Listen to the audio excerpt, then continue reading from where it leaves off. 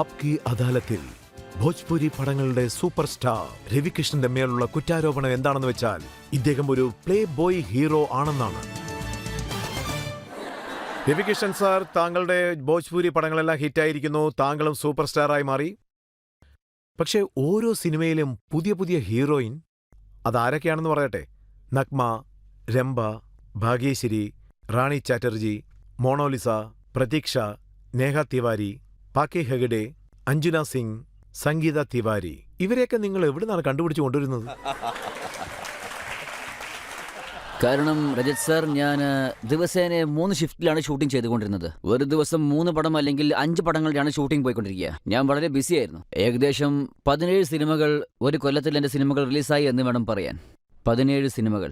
അതുകൊണ്ട് എൻ്റെ ഫാൻസും ഞാൻ പുതിയ പുതിയ റോളുകൾ ചെയ്യണമെന്ന് ആഗ്രഹിച്ചു.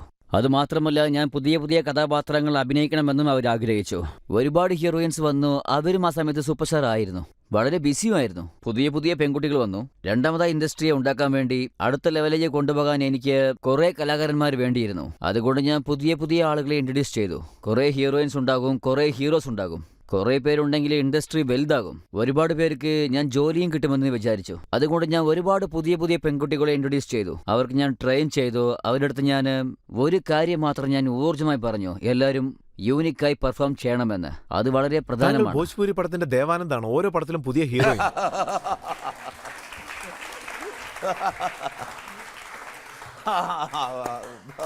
താങ്കളുടെ സിനിമകളുടെ പേര്, 1-2 സിനിമകളുടെ പേര് പറയാം. കൈസൻ പിയാബാഗ ചരിത്രബാദ്, കൈസൻ, ദുല മിലൻ ദിൽഥാർ, ദുല മിലൻ ദിൽദാർ, കൊള്ളാം. അതോടൊപ്പം ദേവര ബഡ സത്യാവാൻ. അതെ അതെ. ഇങ്ങനെയൊക്കെയുള്ള പേര് എവിടുന്നാ ഭോജ്പുരി കണ്ടുപിടിക്കുന്നത്? സമൂഹത്തിൽ 25 കോടി ജനങ്ങളാണുള്ളത്. അത് മാത്രമല്ല, നമ്മുടെ നാട്ടിൽ ഭോജ്പുരി സംസാരിക്കുന്നവരും മനസ്സിലാക്കുന്നവരും 25 കോടി ജനങ്ങളാണുള്ളത്. രജത് സാർ, അത് നിങ്ങൾക്ക് തന്നെ നന്നായി അറിയാം. ഈ സമൂഹത്തിൽ വളരെ അവർക്കൊരു കുഞ്ഞ് ജനിച്ചത് മുതൽ മരിക്കുന്നത് വരെ മ്യൂസിക് അവരുടെ ഒപ്പം ഉണ്ടാകും. അവരുടെ ജീവിതത്തിൽ ഒരുപാട് കളേഴ്സ് ഉണ്ടാകും. കല്യാണ സമയത്ത് നല്ല ചീത്തയും കിട്ടും. ഞങ്ങളുടെ കൾച്ചറിൽ ഒരുപാട് കാര്യങ്ങൾ വളരെ കളർഫുള്ളായും അത്ഭുതമായും, അതുമാത്രമല്ല ലിറ്ററേച്ചറുമുണ്ട്, നാടിനെക്കുറിച്ചുള്ള മ്യൂസിക്കുമുണ്ട്, ഗ്രാമത്തെക്കുറിച്ചുള്ള സംഗീതവുമുണ്ട്, കർഷകരെക്കുറിച്ചുള്ള സംഗീതവുമുണ്ട്. അതുകൊണ്ട് ഭോജ്പുരി സമൂഹത്തിന്റെ സംസ്കാരം തന്നെ വളരെ കളർഫുള്ളായിരിക്കും. ഈ ഭാഷയിൽ ഒരുപാട് വാക്കുകളുണ്ടാകും. ആ വാക്കുകൾ കേൾക്കുമ്പോൾ നമ്മുടെ ജീവിതത്തിലുള്ള എല്ലാ സ്ട്രെസ്സുകളും പോയേക്കും. 2-2.5 മണിക്കൂർ എല്ലാവരുടെ സ്ട്രെസ്സും ഇല്ലാതെയാക്കി ആ സന്തോഷത്തിന് വേണ്ടിയാണ് പ്രൊഡ്യൂസറും ഡയറക്ടറും. ഇതിലെന്ത് സന്തോഷമുള്ളത്? ദേവർ സത്താലേവ, സസൂർ സത്താലേവ, ഇതുപോലത്തെ പേരൊക്കെ. ഇക്കാര്യം നമ്മളവിടെ എല്ലാവരും ഹോളി കളിക്കുന്ന പോലെയാണ്. ഇത് വെറും സമയപ്പോക്കിന് വേണ്ടി മാത്രമാണ്. അതിൽ യാതൊരു തെറ്റായ ചിന്തയും ഇല്ല.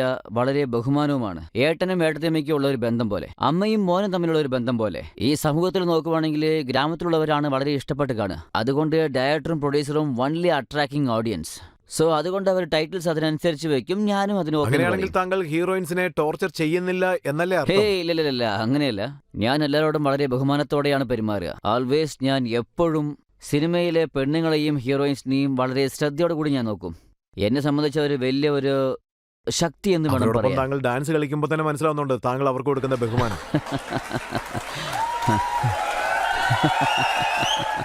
പിന്നെ ഒരു സിനിമയിൽ ബജ്ബൂർ ജവാനി മേൻ തൽവാർ ചലി ബസ് മർസി ഹമാർ ചലി എന്ന് പറഞ്ഞിരിക്കുന്നു. അതെ, അങ്ങനെ ഒരു ഡയലോഗ് ഉണ്ടായിരുന്നു. ഭോജ്പുരി സിനിമയിലെ ഒരു ഡയലോഗാണത്.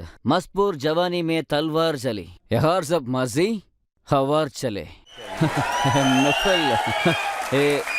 മഹഫിൽ കാ മജാ ഹം തരിക സെ ലേം യാ മർസി ഹൗങ്കാർ ചലെ.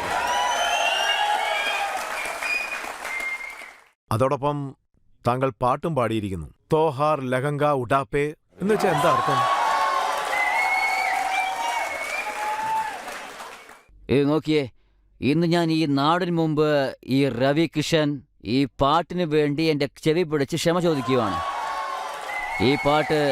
ഈ പാട്ട് ഞാൻ പാടിയതല്ല. ഈ പാട്ട് പാടിയത് ഒന്നില്ലെങ്കിൽ ഉദിച്ചേട്ടനായിരിക്കണം, അല്ലെങ്കിൽ മനോജ് തിവാരി ആയിരിക്കും. അല്ല, ഇത് പാടിയത് ഉദിച്ചേട്ടനായിരിക്കും തോന്നുന്നത്. പക്ഷേ ഞാൻ ആ പാട്ട് പാടി, ആ പാട്ട് റിലീസാവുകയും ചെയ്തു. സെറ്റിൽ ഞാൻ 3 ഷിഫ്റ്റൊക്കെ ചെയ്തിട്ടുണ്ട്. അതുകൊണ്ട് ഞാൻ കാറിൽ ഉറങ്ങിയും കൊണ്ട് തന്നെ ഒരു സെറ്റിൽ നിന്ന് മറ്റൊരു സെറ്റിലേക്ക് ഞാൻ പോകും. അവിടെ പോകുമ്പോൾ പാട്ട് ഓടിക്കൊണ്ടിരിക്കും, ഞാനത് പെർഫോം ചെയ്യണം. പെർഫോം ചെയ്തിട്ട് ഞാൻ വേറൊരു സ്ഥലത്തേക്ക് പോകണം. ഞാനതിൽ കുറെ ഹോംവർക്ക് ചെയ്യില്ല. പക്ഷെ നിങ്ങൾ കുറെ ഹോംവർക്ക് ചെയ്യുന്നുണ്ട് രജത് സാർ. ഈ ഷോന് വേണ്ടി ഒരുപാട് കഷ്ടങ്ങളുണ്ട്. ഞാനത് മനസ്സിലാക്കുകയും ചെയ്തു. അദ്ദേഹത്തിന്റെ അടുത്ത് നിന്ന് കുറെ പഠിക്കുകയും ചെയ്തു. ഞാൻ വളരെ സ്പോണ്ടിനിയസ് ആയ ഒരാളാണ്. ഞാൻ അത്രയ്ക്ക് ഹോംവർക്ക് ഒന്നും ചെയ്യാറില്ല. റീഡിങ്ങും വളരെ കുറവാണ്. കറക്റ്റായി ചെയ്യും. ജോലി കഴിഞ്ഞാൽ അവിടുന്ന് പുറപ്പെടുകയും ചെയ്യും. പക്ഷേ ഈ ഷോവിന്റെ ചരിത്രത്തെക്കുറിച്ച് പറയുവാണെങ്കിൽ മുഴുവൻ ഭാരതവും ലോകവും കേട്ടുകൊണ്ടിരിക്കുന്നു. പക്ഷേ ഞാൻ പറയുന്നു, ഇദ്ദേഹം ഈ ഷോവിന് വേണ്ടി ഒരുപാട് കഷ്ടപ്പെടുന്നുണ്ട്. അതുമാത്രമല്ല, പിന്നെ അതെ, എന്റെ ഹോംവർക്ക് കാരണം മറ്റൊരു കാര്യവും മനസ്സിലാക്കി. താങ്കളുടെ എല്ലാ സിനിമകളുടെ പാട്ടിലും സാരി, ലഹങ്ക, ബ്ലൗസ് ഇതുപോലത്തെ വാക്കുകൾ തീർച്ചയായും ഉണ്ടായിരിക്കും. രജത് സാർ, അതെല്ലാം കഴിഞ്ഞു. ഇപ്പോ ഒന്നുമില്ല, വെറും പൂജയും കാര്യങ്ങളും മാത്രമേ ഉള്ളൂ.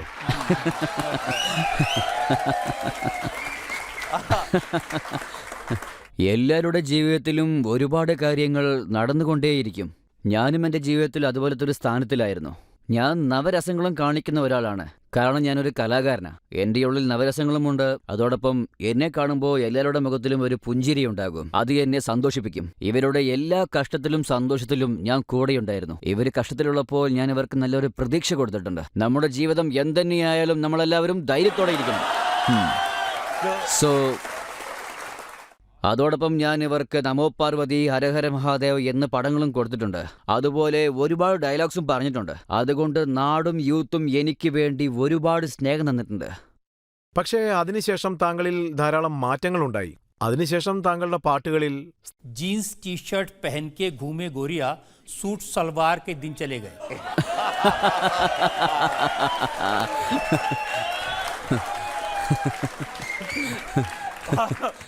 നീ ഈ ഷോവിന് പോയാൽ നിന്നെ ഒരു വഴിയാക്കി എടുക്കും എന്നോട് പറഞ്ഞല്ലോ.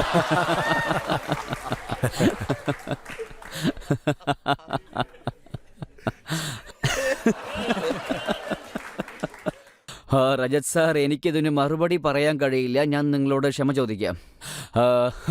ഒരുപക്ഷെ ഞാൻ നിങ്ങളോട് താങ്കൾ പറയും. എത്ര കാര്യങ്ങൾക്ക് ഇങ്ങനെ ക്ഷമ ചോദിച്ചുകൊണ്ടേ ഒരുപാട് കാര്യമുണ്ട്. അതൊക്കെ ഞാൻ പക്ഷേ പറയണമെങ്കിൽ ഒരു ഹീറോയിന്റെ കൂടെ താങ്കളുടെ പേര് ചർച്ചയിൽ വന്നു. പക്ഷെ അവരോടൊപ്പം താങ്കൾ 14 സിനിമകളിൽ അഭിനയിക്കുകയും ചെയ്തു. നഗ്മ മാമിന്റെ കൂടെ ഒരു അഫെയർ ഉണ്ടായിരുന്നെന്ന് കേട്ടു. ഇല്ല, അങ്ങനെയൊന്നുമില്ല. എനിക്കിതിനെക്കുറിച്ച് എന്തായാലും ഒന്ന് ക്ലിയർ ചെയ്തേ പറ്റൂ. ഒരുപക്ഷെ ഒരു ഹീറോയിന്റെ കൂടെ ഒരുപാട് സിനിമകൾ ചെയ്യുവാണെങ്കിൽ എല്ലാരും അവരെ കൊള്ളാലോ,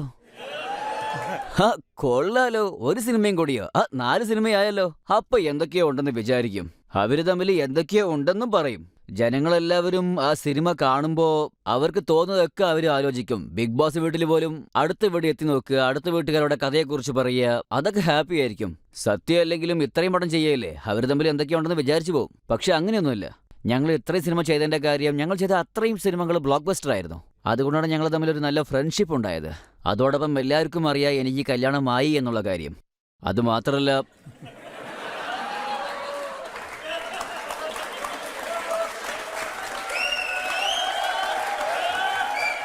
അതായത് സാർ, ഒരു കാര്യം ജനങ്ങൾ എന്താണ് പറയുന്നതെന്ന് വെച്ചാൽ, താങ്കളുടെ യഥാർത്ഥ പ്രശ്നം എവിടെയാണെന്ന് വെച്ചാൽ, താങ്കളുടെ വൈഫ് താങ്കളോട് ഞാനല്ലാതെ ഏതെങ്കിലും ഒരു സ്ത്രീയെ നോക്കിയാൽ കൊല്ലുമെന്ന് പറഞ്ഞതായിട്ട് പറയുന്നു. അതെ സാർ, ഞാൻ എൻ്റെ ഭാര്യ പ്രീതി ശുക്ല, എനിക്ക് അവരോട് നല്ല ബഹുമാനവുമുണ്ട്. അവരെ കാണുമ്പോൾ എനിക്ക് നല്ല പേടിയുമുണ്ട്. ഞാൻ ഇതിനെക്കുറിച്ച് പറഞ്ഞിട്ടുമുണ്ട്, അവരുടെ കാലിൽ വീണിട്ടുമുണ്ട്. ഞാൻ ഉറങ്ങുമ്പോഴും ശരി, ഞാൻ കഷ്ടപ്പെടുമ്പോഴും ശരി, അവൾ എപ്പോഴും എൻ്റെ കൂടെ തന്നെയായിരുന്നു. അതിനുശേഷം എനിക്ക് എൻ്റെ ജീവിതത്തിൽ ഒരുപാട് ജോലികൾ കിട്ടാൻ തുടങ്ങി. അവൾ എൻ്റെ വീട്ടിലേക്ക് വന്നത് ഒരു ലക്ഷ്മിയായിട്ടാണ്. കഷ്ടത്തിലും എൻ്റെ കൂടെ തന്നെയായിരുന്നു. എൻ്റെ അടുത്ത് കാശുമില്ല, ഒന്നുമില്ല, അപ്പോഴവൾ എൻ്റെ കൂടെ തന്നെയായിരുന്നു. ഈ കാര്യം ഇൻഡസ്ട്രിയിലെ എല്ലാവർക്കും അറിയാം. ഇവന് ഭാര്യ എന്ന് വെച്ചാൽ ജീവനാണെന്നും എല്ലാവർക്കും അറിയാം. പക്ഷേ താങ്കളുടെ ഭാര്യ താങ്കളെ ഈ പ്രശ്നത്തിൽ നിന്നും രക്ഷിക്കാൻ വേണ്ടി താങ്കളെ ബിഗ് ബോസിലേക്ക് അയച്ചെന്നുള്ള കാര്യം സത്യമാണോ? താങ്കളെ ഒരു 3-4 മാസം അടച്ചു വെച്ചാൽ ശരിയാവുമെന്ന് പറഞ്ഞതായിട്ട് കേട്ടു. എന്റെ ദൈവമേ, ഇന്ന് എനിക്ക് രക്ഷപ്പെടാൻ കഴിയില്ല. ഈ ഷോ കഴിഞ്ഞ് ഞാൻ എങ്ങനെ വീട്ടിലേക്ക് പോകും? അതെ, ഇത് ഗോരഖ്പൂരിലുള്ളവരെല്ലാവരും കേൾക്കണം. ഇതെല്ലാം നിങ്ങൾക്കും അറിയണം. നിങ്ങളുടെ MP-യെക്കുറിച്ച് നിങ്ങൾക്ക് മനസ്സിൽ ഒരുപാട് ചോദ്യങ്ങളുണ്ടെന്ന് എനിക്കറിയാം. ഒരു ഹീറോയെക്കുറിച്ചും ഫിലിം ഇൻഡസ്ട്രിയെക്കുറിച്ചും ഒരുപാട് ചോദ്യങ്ങൾ തോന്നിക്കൊണ്ടേയിരിക്കും. ജനങ്ങൾ ഒരുപാട് കാര്യങ്ങൾ ചിന്തിക്കും. പക്ഷേ ഹീറോയും ഒരു സാധാരണ മനുഷ്യനാണ്. ഹീറോയെ അഭിനയിക്കുന്നവനും വികാരങ്ങളൊക്കെ ഉണ്ടാകും. അവനും അവന്റെ കുടുംബം എന്ന് വെച്ചാൽ വളരെ പ്രധാനമുള്ള ഒരു കാര്യമാണ്. ഭാര്യ, കുട്ടികൾ എന്ന ഒരുപാട് കടമകളുണ്ട്. അതേപോലെ രാജ്യസ്നേഹവും ഉണ്ടാകും. ബട്ട് എന്റെ വൈഫിന്റെ വിചാരം ഞാനും 3-4 എന്ന് ഷിഫ്റ്റ് ചെയ്തുകൊണ്ടിരിക്കുകയല്ലേ. അതുകൊണ്ട് കാശും കൂടുന്നുണ്ട്, അഹങ്കാരവും അതേപോലെ കൂടുന്നുണ്ട് എന്നാണ് വിചാരം. എനിക്കും അഹങ്കാരം ഉണ്ടായിരുന്നു, പക്ഷേ എന്റെ പെരുമാറ്റത്തിലും കുറച്ച് മാറ്റങ്ങളൊക്കെ ഉണ്ടായിരുന്നു. ആദ്യമൊക്കെ ഞാൻ കഷ്ടപ്പെടുമ്പോ ഇങ്ങനെയൊക്കെയാണ് ഇരിക്കുക. കാശ് വരെ പിന്നെ ഇങ്ങനെയായി, പിന്നെ ചാഞ്ഞായിരിക്കുക. ഈ മനുഷ്യര് എപ്പോഴും പോലെ മാറുമല്ലോ. ഇന്നലെ വരെ യാതൊരു കുഴപ്പമില്ലല്ലോ, ഇപ്പൊ ഒരു സിനിമ ഹിറ്റായപ്പോ ഗമ കൂടിയല്ലേ. ആ അഹങ്കാരം എനിക്കും വന്നു. കൊള്ളാലോ, എല്ലാ സിനിമയും എനിക്കും ഹിറ്റാവുന്നുണ്ടല്ലോ എന്നൊരു അഹങ്കാരം എനിക്ക് തോന്നി. അപ്പൊ എന്റെ വൈഫ് എനിക്കൊരു അഡ്വൈസ് പറഞ്ഞു. ഒരു പുതിയ ഷോ വരാൻ പോകുന്നു, ബിഗ് ബോസിന്റെ ഫസ്റ്റ് സീസൺ. അവരെന്നോട് ആ ഷോയിലേക്ക് പോകാൻ പറഞ്ഞു. ഞാൻ പോവുകയും ചെയ്തു.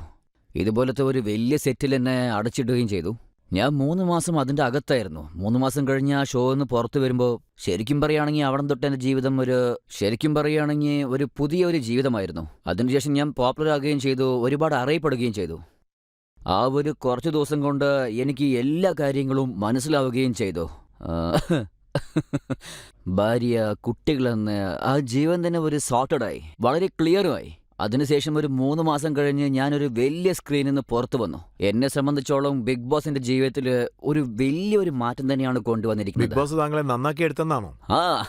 ശരിക്കും പറയുകയാണെങ്കിൽ ബിഗ് ബോസ് നിങ്ങളെ നന്നാക്കി എടുക്കും. ശരിക്കും പറയുകയാണെങ്കിൽ നിങ്ങൾ തന്നെ മാറും, അല്ലെങ്കിൽ നിങ്ങളെക്കുറിച്ച് നിങ്ങൾ തന്നെ ഒരുപാട് ചോദ്യങ്ങൾ ചോദിക്കുകയും ചെയ്യും. കാരണം മൊബൈൽ ഉണ്ടാവില്ല, TV ഉണ്ടാവില്ല, ഒന്നും ഉണ്ടാവില്ല. ഒരു റൂമിൻ്റെ അകത്തിരുന്നു കൊണ്ട് വെറുതെ എങ്ങനെ ആലോചിക്കുക തന്നെ. തെറ്റതാണ് ശരിയതാണെന്ന് ഒരുപാട് ചിന്തകൾ ഓടിക്കൊണ്ടേ. പക്ഷേ താങ്കൾ ബിഗ് ബോസിലേക്ക് പോകുന്ന സമയത്ത് താങ്കൾ ഒരു വലിയ സ്റ്റാർ ആയിരുന്നു. അപ്പോൾ താങ്കൾ 17 സിനിമകൾ ചെയ്തുകൊണ്ടിരുന്നു. അപ്പോൾ അത് റിസ്ക് അല്ലേ?